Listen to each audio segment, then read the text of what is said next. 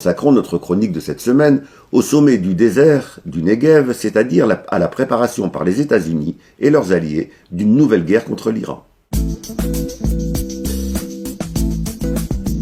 Les 27 et 28 mars se réunissaient dans le Negev les ministres des Affaires étrangères d'Israël, de l'Égypte, des Émirats arabes unis, de Bahreïn, du Maroc et le secrétaire d'État américain Anthony Blinken. L'objectif affiché n'est rien de moins que de construire, je cite, un front commun face à l'Iran, c'est-à-dire une sorte d'OTAN régionale.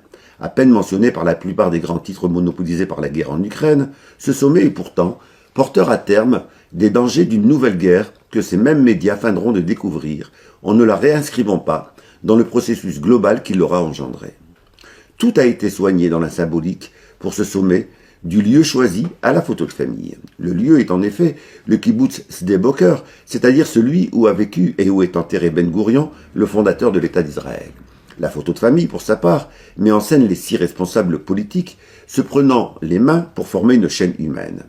L'ordre du jour est lui aussi significatif, puisqu'il s'agissait, je cite, de débattre des menaces iraniennes exclusivement.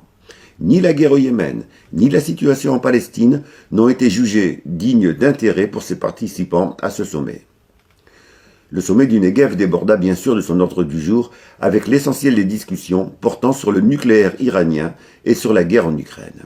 Ces 2 thèmes soulignent que ce sommet fut un marchandage où chacun des participants avance ses pions et ses priorités. Les États-Unis sont venus à ce sommet pour obtenir un engagement plus net des pays arabes participant au sommet à la guerre en Ukraine.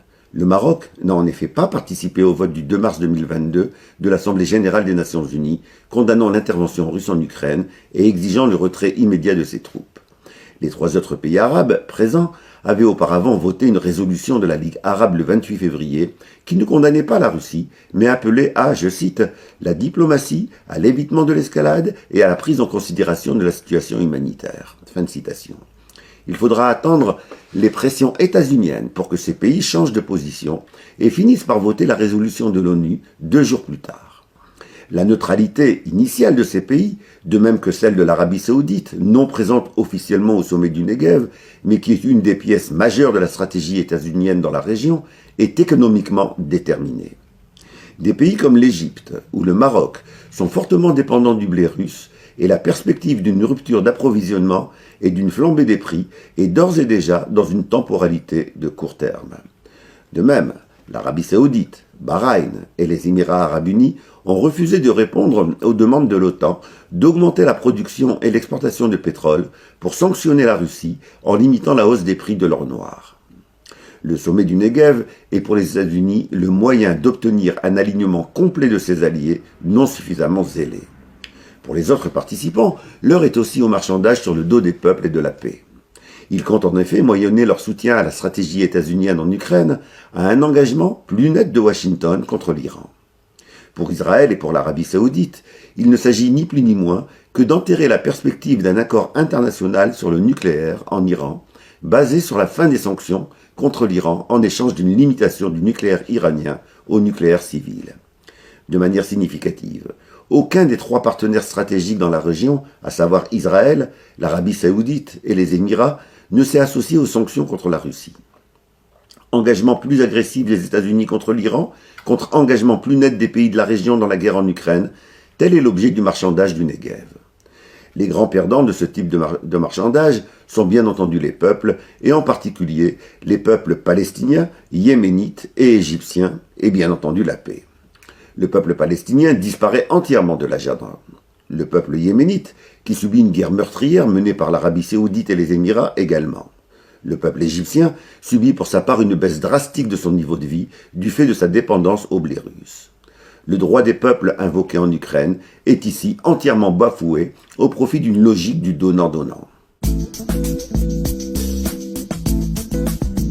En juillet 2015, un accord était signé entre l'Iran, les 5 pays du Conseil de sécurité de l'ONU, l'Allemagne et l'Union européenne. Rarement un accord international n'a eu autant de co-signataires et de garanties. Il prévoit le contrôle du programme nucléaire iranien en échange de la levée progressive des sanctions économiques qui touchent durement l'Iran. L'accord est salué mondialement comme étant un pas important vers la paix régionale. Le secrétaire général des Nations Unies, Ban Ki-moon, déclare à ce propos, je cite, cet accord est un pas important pour une paix durable dans la région. Seul l'État d'Israël condamne cet accord en le présentant comme étant une capitulation devant la dictature iranienne. Dans la foulée, l'accord est mis en œuvre concrètement par l'application de ces deux clauses de contrôle, c'est-à-dire d'une part l'accès pour les inspecteurs des Nations Unies aux sites militaires iraniens et d'autre part le droit pour l'Iran de superviser les demandes d'accès et l'action de ces inspecteurs sur ces sites. En dépit des difficultés d'application, l'inspection se déroule globalement convenablement selon l'Agence internationale de l'énergie atomique. Cette agence donne en conséquence début 2017 son accord pour la levée des sanctions économiques.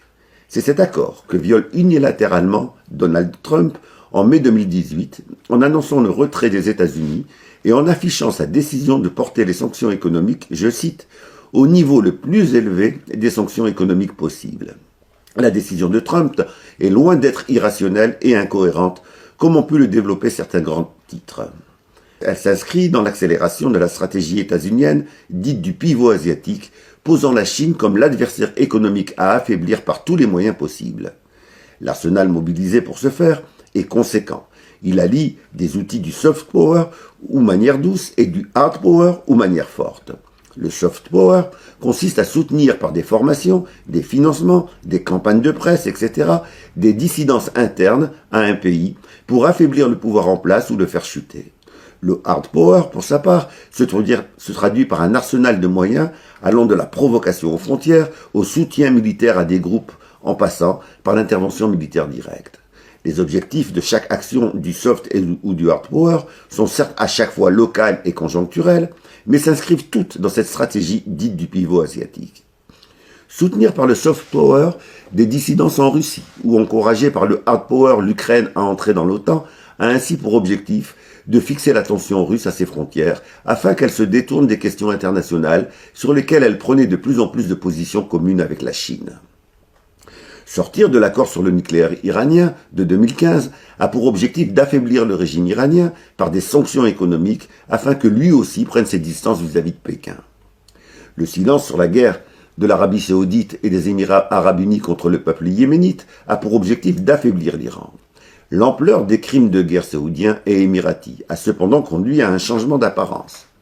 Alors que Washington soutenait ouvertement le massacre du peuple yéménite, en dépit de la plus grande crise humanitaire contemporaine selon l'ONU, il feigne désormais d'adopter une autre position depuis l'arrivée de Biden au pouvoir. En février 2021, Joe Biden déclarait ainsi, je cite, « Nous renforçons nos efforts diplomatiques pour mettre fin à la guerre au Yémen, une guerre qui a créé une catastrophe humanitaire et stratégique. » Fin de citation. Nous disons d'apparence, car les ventes et les livraisons d'armes états-uniennes et européennes à l'Arabie saoudite et aux Émirats continuent en dépit de la poursuite de la guerre.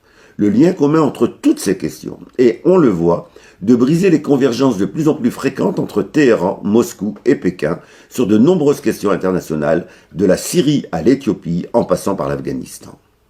La sortie des États-Unis de l'accord international sur le nucléaire iranien est objectivement un encouragement à Israël qui ne cache pas sa volonté d'en découdre avec l'Iran.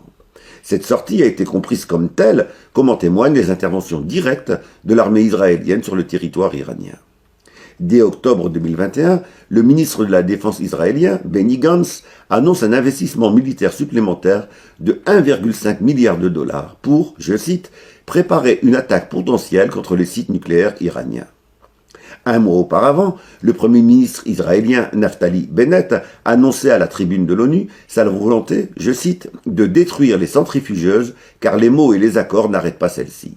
Dans la foulée, le général Avi Koshavi, le chef d'état-major israélien, relance officiellement la reprise des exercices d'entraînement intensif de l'armée de l'air, visant à tester les appareils susceptibles de participer au bombardement des cibles iraniennes. L'État d'Israël se sent ainsi encouragé et autorisé à réitérer la stratégie de la tension mise en œuvre en Irak en 1981 et en Syrie en 2007, où ces avions ont détruit des installations nucléaires civiles, bien sûr présentées comme étant militaires. Si une guerre ouverte n'a pas encore éclaté, c'est que l'État iranien a tiré les leçons des cas irakiens et syriens en dispersant ces installations et en les enfouissant profondément sous du béton. Israël ne renonce pas pour autant, comme en témoignent les pourparlers avec Washington actuellement en cours, pour la livraison de bombes anti-bunker, dites GPI, et également surnommées mère de toutes les bombes. alors qu'une guerre est en cours. Une autre est ainsi déjà en préparation.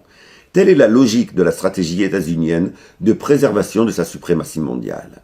À chaque fois que nos grands médias présentent chacune de ces guerres comme des réalités découpées de tout lien entre elles, ils contribuent à invisibiliser les véritables raisons des guerres contemporaines.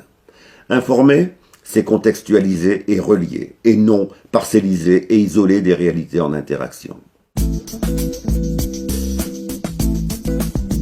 Le savoir est une arme, et il commence par le savoir s'informer.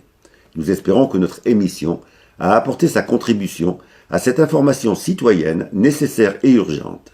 N'hésitez pas à nous transmettre des sujets d'actualité que vous souhaitez voir traités dans notre émission. Ils seront traités dès qu'un fait d'actualité en lien avec eux permettra d'y revenir. Nous vous donnons rendez-vous la semaine prochaine pour une nouvelle séance du Monde vu d'en bas.